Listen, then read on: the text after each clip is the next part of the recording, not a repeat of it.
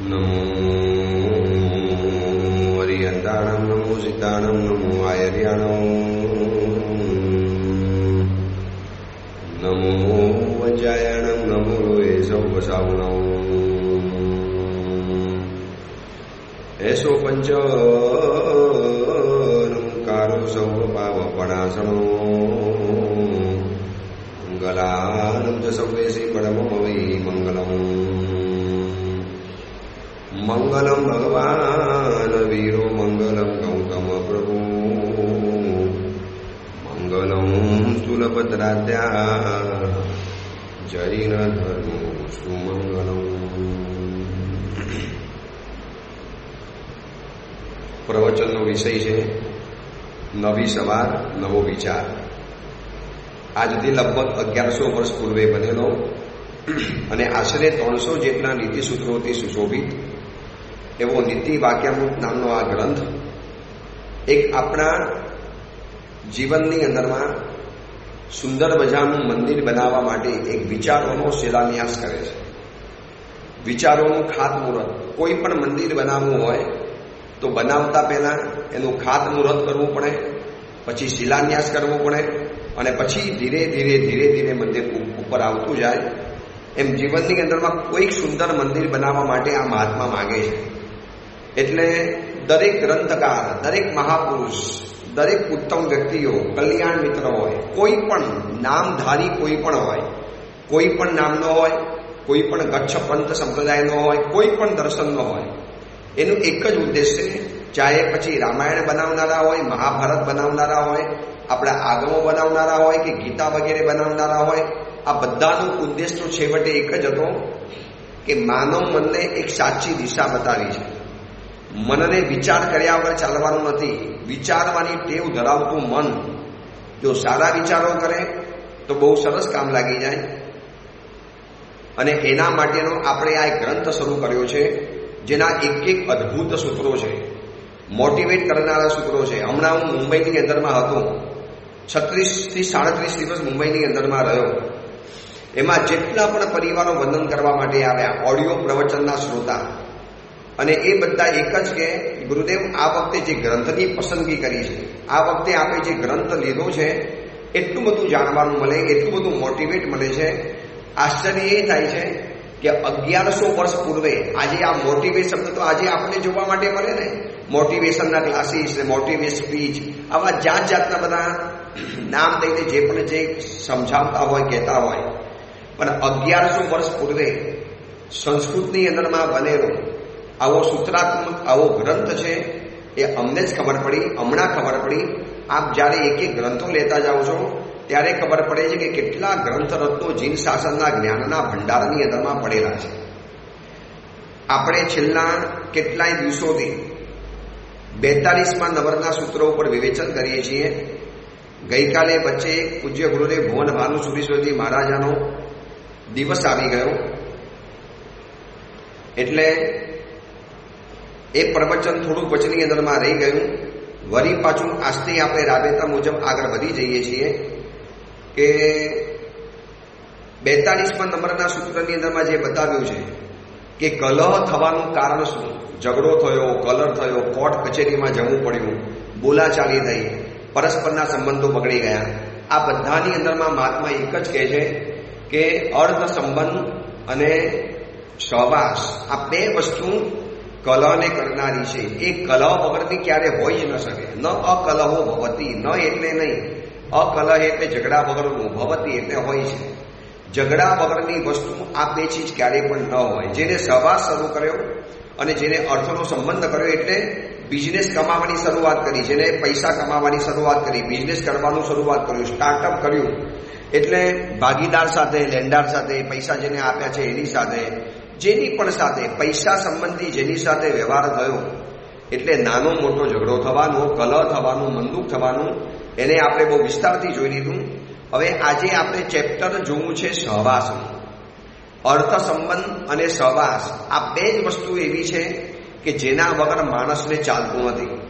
ચલો અર્થ સંબંધ તો અમારા જેવા સાધુઓને નથી, સંન્યાસીઓને નથી, પણ સહવાસ તો અમારી પણ છે. અમારો ને તમારો સહવાસ, અમારે અમારા શિષ્યોનો સહવાસ, અમારે અમારા ગુરુદેવ સાથેનો સહવાસ, આ બધાની સાથે રહેવું પડે. એકલા તો રહેવાતું છે નહીં. એમાં જેટલો મોટો સમુદાય, જેટલું મોટું ગ્રુપ, જેટલું મોટું જૂથ, એમાં અલગ અલગ અલગ સ્વભાવવાળા માણસો મળવાના, અલગ અલગ કેટેગરીવાળા માણસો મળવાના. હવે સંબંધ ચીજ એવી છે, બાંધ્યા વગર પણ નહીં ચાલે અને બાંધ્યા પછી થોડી ઘણી તકલીફ ઊભી થવાની. હવે એ સંબંધ બાંધવો પડ્યો અને બાંધવો જ પડશે. તો હવે એક સંબંધને ક્લેશ મુક્ત કેવી રીતે બનાવવો, કલહથી મુક્ત કેવી રીતે બનાવવો. વરના તમે જોઈ લેજો, 90% નહીં, કદાચ 99% સંબંધો નાના મોટા ઝઘડાઓથી ખરડાયેલા છે. નવા ભેગા થયેલા યુવક યુવતી હોય, કોલેજની અંદરમાં નવી પ્રીતિ, દોસ્તી અને ફ્રેન્ડશીપ થયેલો હોય, નવો લવ ચાલતો હોય અને એનાથી લગાવી પછી ધીરે ધીરે લગ્ન કરેલા પતિ પત્ની હોય, પછી જેમને સંતાન થઈ ચૂક્યા છે એવા પણ પતિ પત્ની હોય, એવા માતા પિતા પણ હોય, વયોવૃદ્ધ ઉંમરે પહોંચી ગયેલા દાદા અને દાદી વગેરે હોય. આ ખાલી પતિ પત્નીના સંબંધ નહીં, જેટલા પણ દુનિયાના સંબંધો છે, આપણા તો સંબંધોના કેટલા મોટા લિસ્ટ છે. ભાઈ ભાભી, સાડુભાઈ, સારા વેલી, દિયર ભોજાઈ, કાકા, પછી કાકી, માસા માસી, ફઈ ફુવા. જો આ ગુજરાતી અને આપણી ભાષાની અને આ કમાલ છે. ઇંગ્લિશ ભાષામાં બધા સંબંધો ખાલી અમુક શબ્દોમાં સીમિત થઈ ગયા. એટલે કાયદાની મમ્મી અને કાયદાના પપ્પા. અને જ્યારે આપણી પાસે તો સંબંધોની વેરાયટી છે, મામા મામીથી લગાવી પછી કાકી સાસુ, કાકા સાસુ, વડ સાસુ, આવા બધા કેટલા બધા લાંબા સંબંધોના નામ છે. આવા જેટલા પણ સંબંધો હશે, હવે જેટલો સંબંધ મોટો અને જેટલો સહવાસ મોટો લાંબો ચાલે, એટલે બે વ્યક્તિ જ્યાં સુધી ભેગી નથી થતી ત્યાં સુધી કેટલા બધા પ્રેમથી રહેતા હતા. હમણાં મુંબઈની વાત એટલા માટે કરું છું કે હમણાં રિસન્ટલી મુંબઈની અંદરમાં રહીને આવ્યો. એમાં જેટલા પણ પરિવારો વંદન કરવા માટે આવ્યા, જે જૂના પરિચિત હતા ચોમાસાની અંદરમાં, અને એ લોકોના દીકરા દીકરીઓ મોટા થઈ ગયા. હવે એ લોકોના ઘરમાં પુત્ર વધુ આવી ગઈ. જે સાવ નાના દીકરાઓ હતા ત્યારથી જોયેલા હતા, આજે લગ્ન પણ થઈ ગયા, ઘરમાં પુત્ર વધુ પણ આવી ગઈ. પણ લગ્ન કર્યા ને મહિનો, 2 મહિનો, 6 મહિના, વર્ષ, 2 વર્ષ, 3 વર્ષ અને સીધી ફરિયાદો શરૂ થઈ ગઈ. અને કે ગુરુદેવ આવું કેમ? અમે લગ્ન નહોતા કર્યા ત્યાં સુધીમાં તો 5 વર્ષ સાથે રહેતા હતા. અને એ વખતે કોલેજની અંદરમાં મળીએ, સતત મળવાની ઈચ્છા, સતત વારંવાર એમ થાય કે હમણાં મળીએ, ફરી વખત મળીએ, વારંવાર મળીએ. પણ ગુરુદેવ કોણ જાણે, એક વખત લગ્ન થઈ ગયા, સંબંધોની અંદર બંધાઈ ગયા અને પછી આ પ્રેમ ક્યાં ઉડી જાય છે ખબર નથી પડતી. કપૂરની જેમ પ્રેમ હવાની અંદરમાં ઉડી જાય છે. એટલા માટે ઉડે છે કે સંબંધની દુનિયાની અંદરમાં કલહ મુક્ત કરવા માટે 4 વસ્તુ તમારે છોડવી પડશે. ચાહે કોઈ પણ સંબંધ હોય, ગુરુ શિષ્યનો હોય, ભક્ત ભગવાનનો હોય, વેપારી ગ્રાહકનો હોય, પતિ પત્નીનો હોય, ભાઈ ભાઈનો હોય. મેં જેટલા પણ તમને સંબંધોના નામ બતાવ્યા, સંબંધવાચક જેટલા પણ નામ છે, જેટલા પણ આપણી ગુજરાતી હિન્દી ભાષાની અંદરમાં, એ બધા જ પ્રકારના સંબંધોને જો ક્લેશ મુક્ત કરવા છે તો કોઈ એક વ્યક્તિએ સમજવું પડશે. બંને વ્યક્તિ જો અણસમજુ છે, બંને વ્યક્તિ જો સરખી અનમેચ્યોર છે, તો ક્યારેય સંબંધ નહીં સુધારવાનો. સંબંધોની દુનિયામાં કોઈ એક વ્યક્તિ એવી છે જે સમજદાર છે, એના કારણે સંબંધ સારો ચાલે છે. અને સમજી રાખજો, સંબંધ લાંબો ચાલ્યો, સંબંધ સરસ ચાલ્યો, સંબંધ એકદમ મજાનો ચાલે છે, તો માની લેવાનું કે કોઈક વ્યક્તિએ આની અંદરમાં બહુ મોટું રોકાણ કર્યું છે સમજદારી ભરીને. એ વ્યક્તિ જો રોકાણ કરવા તૈયાર નથી હોતા અને બંને જણા સરખા સ્વાર્થી, આછકલા, બંને જણા અધૂરા. હવે આજે લગ્ન કરનારા દીકરા દીકરીઓ છે, કોલેજની અંદરમાં ભણ્યા, ન ધર્મની કોઈ ગતાગમ, ન કોઈ રામાયણ મહાભારતના ગ્રંથો વાંચ્યા, ન કોઈ શ્રીપાદ અને મૈણાની વાતો વાંચી, ન કોઈ મહાસતી મહાપુરુષોની વાતો વાંચી, અને બંને જણા ભણેલા, બંને જણા પાસે ડિગ્રી, બંને જણાનો અહંકાર, બંને જણાનો ઈગો, અને એ ઈગો ટકરાય. તમે મારી વાત ના માની, તે મારી વાત ના માની, મેં તને કીધેલું જોબ છોડી દેવાની. છોકરી કે કેમ મારે જોબ છોડી દેવાની? તમે પણ જોબ છોડી દો. જો છોકરીઓએ જોબ છોડવાની હોય તો છોકરાઓ કેમ જોબ કરે? પછી કહેવામાં આવે કે ભાઈ તમે તો છોકરી છો, ઘરમાં રહેવું પડે. કેમ છોકરી થઈ ગઈ એટલે ઘરમાં જ રહેવું પડે? કે અમારે પણ બહાર નહીં જવાનું, અમારે પણ ટેલેન્ટ નહીં બતાવવાની, અમારે પણ બહાર પ્રતિભા બહાર નહીં લાવવાની. આવા કેટલી જાતના દલીલો કરી અને સંબંધો તૂટી જાય છે. હવે આ સંબંધોને જો 4 કન્ડિશન જે બતાવું છું ને, એની અંદરમાં બધાને એમ જ થશે, બધું અમારે જ છોડવાનું, બધું અમારે જ કરવાનું. સહવાસને કલહ મુક્ત બનાવવો છે, સંબંધને જો તમારે ઝઘડાથી મુક્ત રાખવો છે, તો આ 4 જવાબદારી મારે છે, મારે રાખવી છે. મારે જો ઝઘડો નથી કરવો તો મારે મારા સંબંધને સાચવવો છે, પ્રેમાળભર્યો રાખવો છે. તો દરેક વ્યક્તિની પોતાની જવાબદારી છે. આપણે શું કરીએ ખબર છે? સંબંધોના ક્ષેત્રમાં બધી જવાબદારી સોંપી દીધી બીજી વ્યક્તિના, સામેના ક્ષેત્રમાં, ઓપોઝિટ વ્યક્તિ ઉપર. ભાઈ એને આમ કરવું જોઈએ. અરે એને કરવું જોઈએ એના કરતાં નક્કી કરો ને કે મારે કરવું જોઈએ. મારે મારા શિષ્ય સાથે સંબંધ સારો રાખવો હોય તો શિષ્ય સમજે એવી અપેક્ષા રાખવા કરતાં મારે એવી અપેક્ષા રાખવાની કે હું સુધરું, મારે આ સમજી લેવાનું, મારે જતું કરવાનું, મારે છોડી દેવાનું. ચલો, સહવાસને જો ઝઘડાથી મુક્ત કરવો છે, વરના તમારી આજુબાજુમાં, તમારા પરિચિતોમાં, તમારા ફ્રેન્ડ સર્કલની અંદરમાં તમે વારંવાર જોયું હશે, નવા કપલો ઝઘડી પડે, પરસ્પર એકબીજાને મારવા માંડે. હમણાં 2-4 નવા કપલો મળ્યા, દોસ્તો છે, માથેરાન મહાબલેશ્વર ફરવા માટે ગયા હતા અને આવીને વાત કરે, ગુરુદેવ આ મિત્રો એવા ઝઘડી પડ્યા, નવા લગ્ન થયા છે, પતિ પત્નીના ઝઘડી પડ્યા, પતિએ પત્નીને માર્યું તો પત્ની પણ ઓછી નથી, પત્નીએ સીધો ફડાકો મારી દીધો પોતાના પતિને અને કહીને કેમ માર સહન કરવા માટે આવીશું? આ જમાનો અલગ છે, અહીંયા પતિ મારી નહીં શકે. અગર તું મને મારે છો તો એટલો માર તારે પણ ખાવો પડશે. ગુરુદેવ, અમારું આખું સર્કલ જોતું રહી ગયું. હવે સ્ત્રી છે તો સ્ત્રીપણાનું જે સમર્પણ, શરમ, હવે સ્ત્રી કે બધું અમારે જ કરવાનું, સામેવાળા પુરુષો કંઈ પણ ન કરે. ભણેલી ગણેલી કોલેજમાં ભણનારી દીકરીઓ જ્યારે મારી પાસે આવે અને એટલી બધી દલીલ, એટલું બધું લોજિક, એટલું બધું એના મગજની અંદરમાં આક્રોશ છવાયેલો છે. જવા દે તો ક્યારેક ઔષધે વાત કરીશું. પણ સહવાસને જો ઝઘડાથી મુક્ત રાખવો હોય, અર્થ સંબંધને ઝઘડાથી કેમ મુક્ત રાખવો એ વાત આપણે વિસ્તારથી જોઈ લીધી. હવે સહવાસ એટલે સંબંધ, રિશ્તેદારી, તમારી આજુબાજુમાં રહેનારી વ્યક્તિ જેની સાથે આપણું કામ પડે, જેની સાથે આપણે રહેવાનું, એક જ દિવાલમાં, એક જ ઘરમાં, 4 દિવાલની વચની અંદરમાં રહેવું છે. તો નંબર 1, પહેલા નંબરમાં સંબંધોને સંકલેશ મુક્ત બનાવવા માટે અપેક્ષા મુક્ત બનવું. સંબંધોના દૂધની અંદરમાં અપેક્ષા એ ઝેરના ટીપા બરાબર છે. દૂધપાકની અંદરમાં મોટું કડાયું, મોટું તપેલું ભરીને દૂધપાક હોય અને એમાં એક નાનકડું જો વિષનું બુંદ પડી ગયું છે, આવું કોકને સમાચાર મળે કે કોઈ સર્પનું વિષ, કોઈ ઝેરી જાનવરોનું વિષ, પણ કહીને ભાઈ એક જ ટીપું, અને આ તો આટલું મોટું 50-100 લીટરનું તપેલું છે અને એની અંદરમાં એકમાત્ર નાનકડું ઝેરનું, પોઈઝનનું ટીપું, પોઈઝનનું નાનકડું બિંદુ અંદરમાં પડી ગયું છે. આવું કોઈ કે એટલે કોઈ દૂધપાક પીવા તૈયાર ન થાય. બસ સંબંધોના ક્ષેત્રની અંદરમાં અપેક્ષા એ ઝેરના બુંદ બરાબર છે. સરસ મજાનો સંબંધ બંધાયો. હવે શું થયું ખબર છે? જેવી સંબંધોની દુનિયામાં પગ મૂકો છો એટલે સૌથી પહેલા અપેક્ષા ભૂત બનીને, ડાકણ બનીને સિદ્ધિ વરગવા પડે. હવે તમે જોજો, જ્યાં સુધી હું તમને જાણતો નહોતો, જ્યાં સુધી હું તમને ઓળખતો નહોતો, જ્યાં સુધી મારો તમારો કોઈ પરિચય નહોતો, જ્યાં સુધી હું અને તમે કોઈ કોન્ટેક્ટની અંદરમાં નહોતા આવ્યા, એટલે મને તમારી પાસેથી, તમને મારી પાસેથી અપેક્ષા ન આવે. એક એક્ઝામ્પલ તરીકે બતાવું.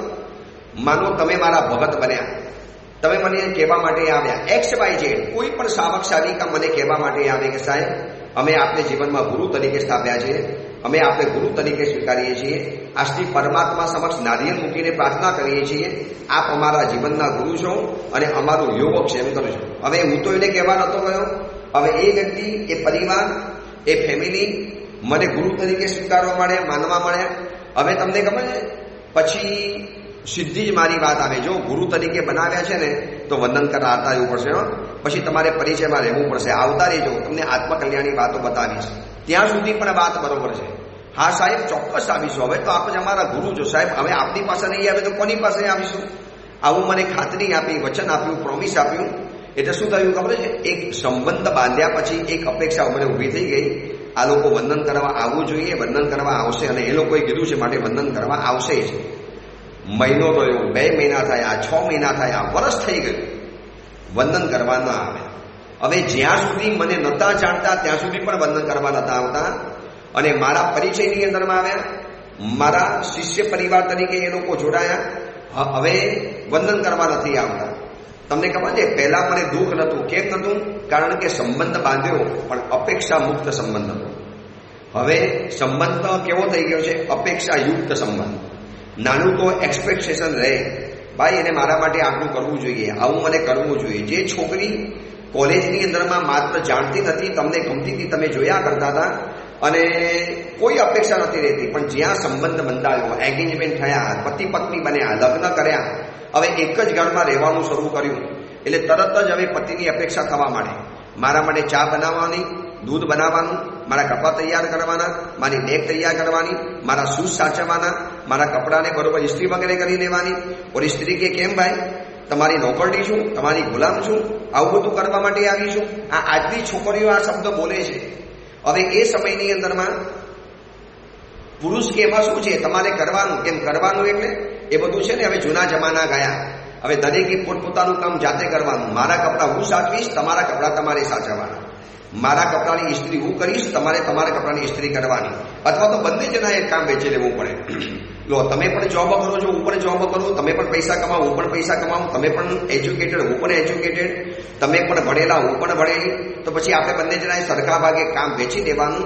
અને આજના કાળમાં લિવિંગશીપમાં રહેતા હોય કે આધુનિક પતિ પત્ની હોય, એ લોકો આવા બધા કામ વેચી નાખે. માનો ઘરમાં કામ વાળો નથી, સર્વન્ટ નથી. સર્વન્ટ હોય તો ચિંતા જ નથી, પણ સર્વન્ટ નથી, ઘરની અંદરમાં કામ કરનારી કોઈ બાઈ કે મહારાજ નથી, એટલે બંને જણાને કામ વેચી દેવા પડે. કેમ આ થયું છે? અપેક્ષાની દુનિયા બહુ ખતરનાક છે, બહુ ભૂલભુલામણી વાળી છે. એક વખત જો અપેક્ષાના કુંડારામાં પગ પડી ગયો, આ અપેક્ષા એ હું વમર છે કે તમને એક વખત અંદરમાં પગ મૂક્યા પછી ગોર ગોર ફેરવ્યા જ કરશે. અને પાછો હક કેમ મારે અપેક્ષા નહીં રાખવાની. જે છોકરો સંસારીપણામાં હતો, ખાલી મને બંધન કરવા માટે આવતો હતો, મને કોઈ એની સાથે અપેક્ષા નથી રહેતી, કારણ કે સંબંધ નથી બંધાયો. પણ એ દીકરો મારાથી જોડાયો, વિહારમાં સાથે આવ્યો, દીક્ષાની થોડી ઘણી એને વાત કરી, એટલે મને એક અપેક્ષા બંધાઈ ગઈ, મારો શિષ્ય બનશે, મારી પાસે દીક્ષા લેશે, હું આમ કરીશ. માનો એને દીક્ષા લેવાનું કેન્સલ કર્યું, અથવા તો એને દીક્ષા બીજા સમુદાયની અંદરમાં લઈ લીધી. હવે મને ઝઘડો કેમ થવાનો? સંબંધના કારણે ઝઘડો નથી થતો, સંબંધની સાથે અપેક્ષા આપણે મૂકી દઈએ છીએ માટે ઝઘડો થાય છે. સમજી રાખજો, સંબંધો તો સારા હતા, પણ આપણે સંબંધોની અંદરમાં અપેક્ષા મુક્ત નથી રહી શક્યા. કોઈ પણ નાનકડી અપેક્ષા, મમ્મી તરફથી, પપ્પા તરફથી, ભાઈ તરફથી, બેન તરફથી, પછી જેટલા પણ સંબંધો આ છે દુનિયાના નામ છે, આ બધાની પાસેથી એક અપેક્ષા ઊભી થઈ જાય. આ સુધીમાં અપેક્ષા રહેતી નથી, કારણ કે સંબંધ નહોતો. હવે સંબંધ આવ્યો, પતિ પત્ની બન્યા. અરે લગ્ન પહેલા કેટલાક લોકોના બ્રેકઅપ એટલા માટે થઈ જાય છે કે એન્ગેજમેન્ટ કર્યા એટલે ઘરમાં રહેલી સાસુને હવે અપેક્ષા બંધાય ને કે ભલે જે પુત્ર બધું નથી બની, પણ આજે ઘરમાં મહેમાન વધારે છે એટલે સીધો ફોન કરે, જરા આવજે ને, હેલ્પ કરાવી છે, આજે મહેમાન ઘરમાં વધારે રહેલી છે. તારે ઓલી છોકરી કે ભાઈ મને એમના નહીં ભાવે આ બધું, મને ટાઈમ નથી, તમે તમારી રીતે કરી લો, હું અત્યારે ઘરમાં હજી આવી નથી, પુત્ર બધું નથી બની. હવે તમને ખબર છે એ સમયમાં બંધારી સાસુ બંધારી પુત્ર વધુ ઉપર ગુસ્સે ભરાઈ જાય, ઝઘડો થવા માંડે, ફોન કરે, કેમ ના પાડી દીધી, કેમ ના આવ્યા?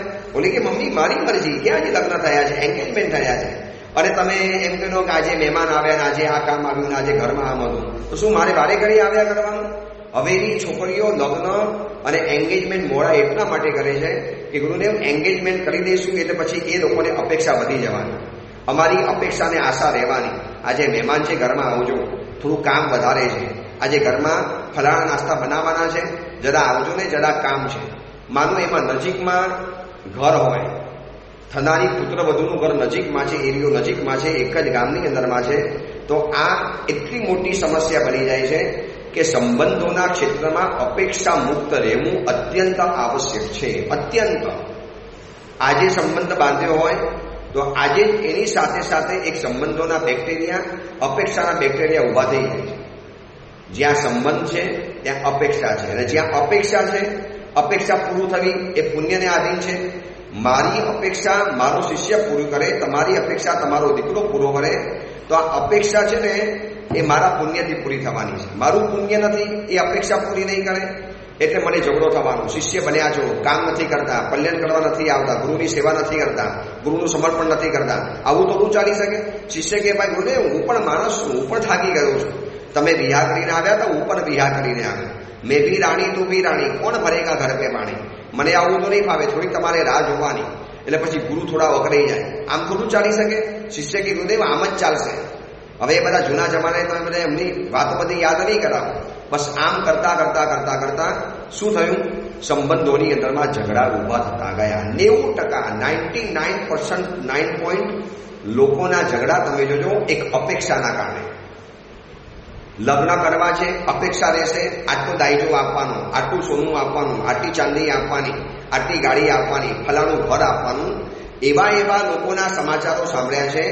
જૈન પરિવારની અંદરમાં રહેતા તીર્થંકર મહાવીરની ઉપાસના કરતા અને સારી ભદ્ર અને ધનના અણગારની વાતો કરનારા પરિવારની અંદરમાં શું આપશો? બસ આવું પૂછવામાં આવે છે. બોલો કે ભાઈ અમે અમારી દીકરી આપીએ છીએ, અમારો દીવનો ટુકડો આપીએ છીએ, અમારી કાળજાની કીકી આપીએ છીએ, આટલા વર્ષોની સંસ્કારી દીકરી અમે તમારા ઘરમાં આપીએ છીએ, અમે શક્તિ મુજબ આપી દઈશું. એમ નહીં, બોલો શક્તિ મુજબ નહીં, આટલું આપવું પડશે. અને પછી એ પેકેજમાં જે લિસ્ટ બતાવી નાખે. લગ્ન પહેલા જ કેટલા લોકોના આવા ડાયવોર્સ થઈ ગયા અને લગ્ન થયા જ નથી, તૂટવાની વાત નથી આવતી. એન્ગેજમેન્ટ તૂટી ગયા અને જિંદગીભરના અબોલા થઈ ગયા, ઝઘડા ઊભા થઈ ગયા. કેમ? અપેક્ષા. જોજો, દરેક એક અપેક્ષાની સાથે સવારે ઉઠે છે. દરેક વ્યક્તિના મનમાં એક અપેક્ષા હોય, બસ આજે તો મને આવું મળશે, આજે મને આવું થશે, મને આજે આવું વ્યક્તિ મળી જવાનું, ફલાણી ચીજ મળી જવાની. હવે પુણ્ય ઓછું છે માટે અપેક્ષા પૂરી ન થઈ એટલે પછી સતત વ્યક્તિની સાથે ઝઘડા કરવાના, સંકલેશો કરવાના, અસમાધિ કરવાની, આર્ત ધ્યાન કરવાના અને રાગ દ્વેષને બાંધી. અને આ બહુ કર્મના ક્ષય માટે મળેલો હતો. એ ઉલટાના કર્મ બાંધીને અહીંયાથી વિદાય પામી જવા. એટલે પહેલા નંબરની અંદરમાં છે અપેક્ષા મુક્ત સવાસ. સવાસને મીઠો બનાવવો છે, મધુરો બનાવવો છે, ઝઘડાથી મુક્ત બનાવવો છે. તો નક્કી કરો, અપેક્ષા મારે કોઈની પાસેથી રાખવી નથી. ન રાખ કદી આસ, પછી કોણ કરી શકે તને નિરાશ. ચિદાનંદજી મહારાજે એક સજ્જાઈ લખી છે, એમાં શબ્દ મૂક્યો છે, તારકી આશા સદા નિરાશા, એ હે જગજના ફાંસા. બીજાની આશા એ કાયમ માટે આપણા ગળામાં ફંડાયેલો ફાંસો છે. અવિખા અનાનંદે, જે અપેક્ષા નથી રાખતો એ વ્યક્તિ આનંદની અંદરમાં રહી શકે છે. આવું વારંવાર દરેક જગ્યાએ બતાવવાની અંદરમાં આવ્યું છે. અપેક્ષા એટલે બસ એક અંદરમાંથી સંબંધ ઊભો થયો. હવે મારા શિષ્ય બનાય એટલે કામ કરશે, મારી સાથે રહેશે, મને 2 ટાઈમ બંધન કરશે, મારી ગોચી પાણી લઈ આવશે, મને ફલાણું મારો રાતનો સંથારો પાથરી આપશે.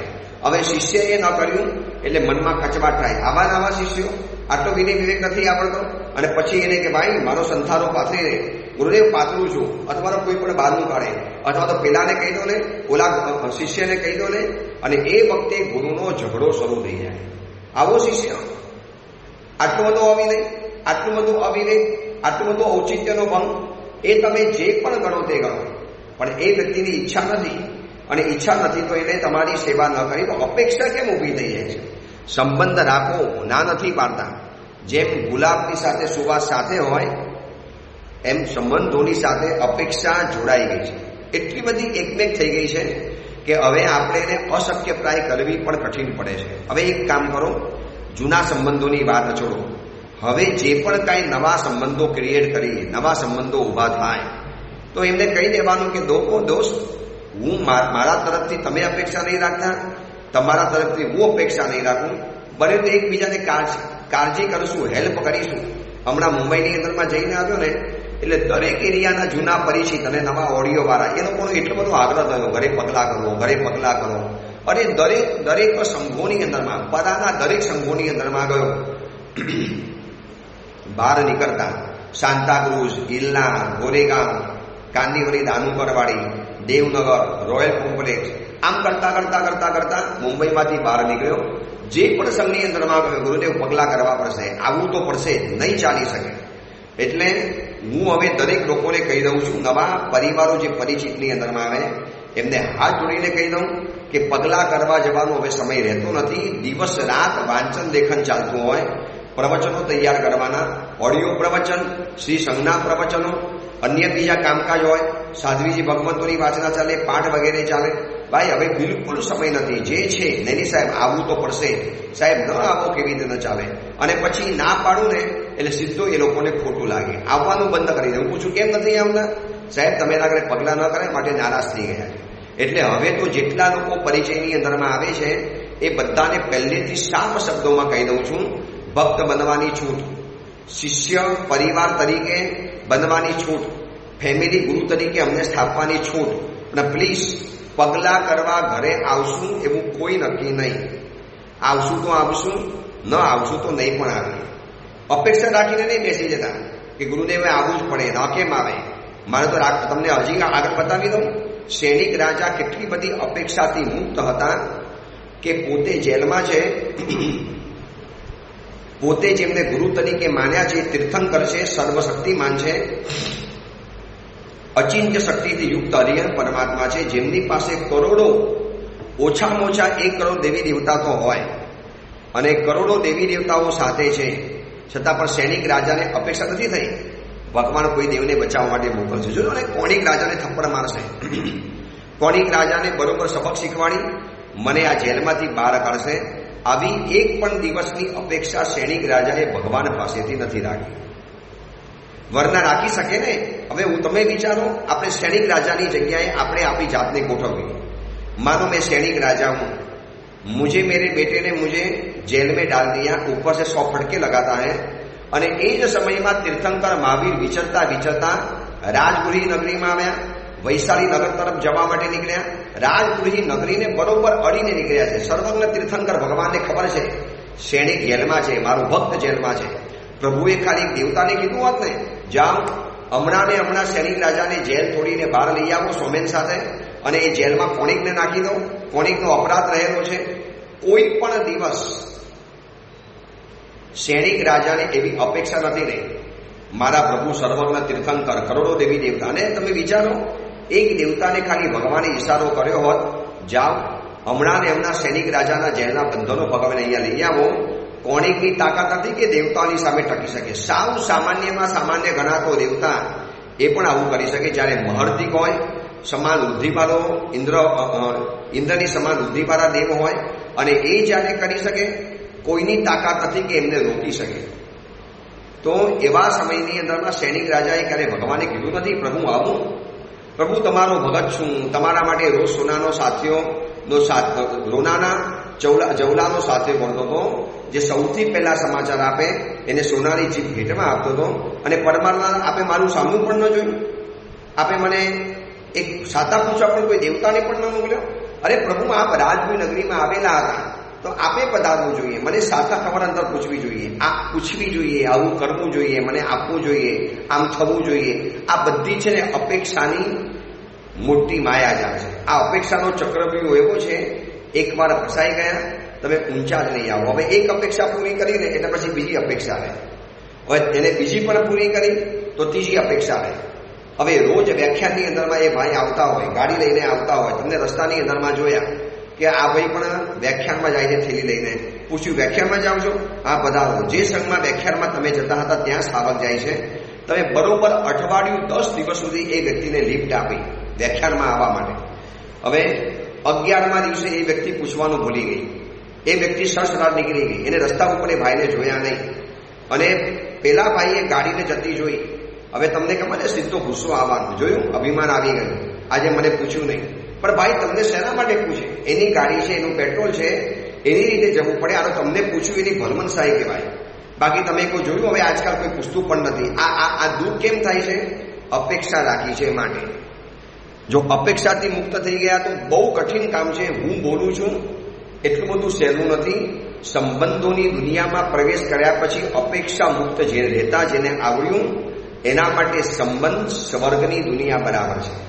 પણ જે વ્યક્તિને સતત ને સતત અપેક્ષાઓ રહ્યા કરે, આકાંક્ષાઓ અને આશાઓ રહ્યા કરે, સતત ને સતત બસ પેલા ભાઈ આવવા જોઈએ, બોલા આવવા જોઈએ, ફોન કરાવડાયો, કેમ નથી આવ્યા? અમે આવો વંદન કરવા માટે આવ્યા છીએ. બોલો કે સાહેબ હમણાં નહીં ફાવે, સાંજે આવીશ.